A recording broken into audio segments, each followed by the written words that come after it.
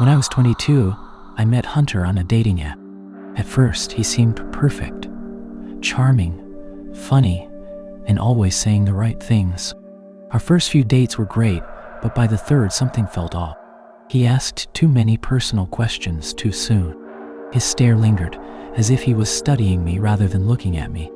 First, I brushed it off. Maybe he was just really into me. But my gut told me otherwise. Then came our fourth date. The night everything changed. We went to a bar, and he drank more than usual. His jokes turned crude, his touch more persistent. When I tried to pull away, his grip tightened. "Relax," he murmured, but his smile didn't reach his eyes. I told him I wanted to go home. He insisted on following me home to make sure I was safe.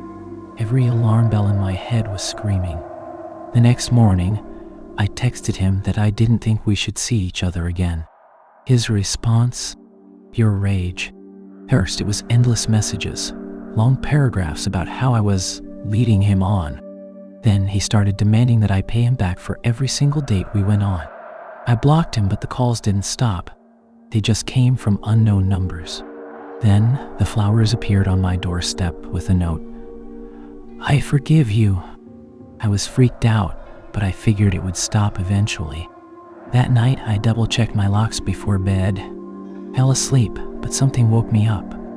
Faint click from my living room. My blood ran cold.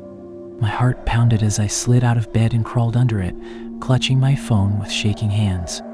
The floor creaked. Someone was inside. I barely breathed as I dialed 911. The footsteps moved, slow and deliberate. The operator's voice in my ear barely registered over the sound of my racing heartbeat. Then, silence. Whoever was there had stopped, just outside my bedroom door.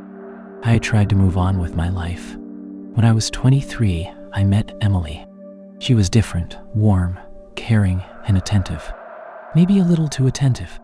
At first, I thought she was just really into me, but then she became obsessed.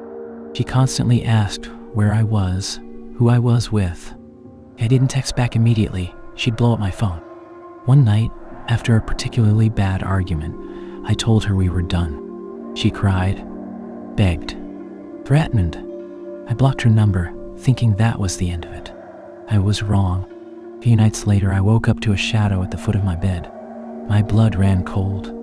It was Emily. Her face was blank, her eyes empty. In one hand, she clutched a knife. "You made me do this," she whispered. I kept my voice calm, stalled for time, told her I regretted everything.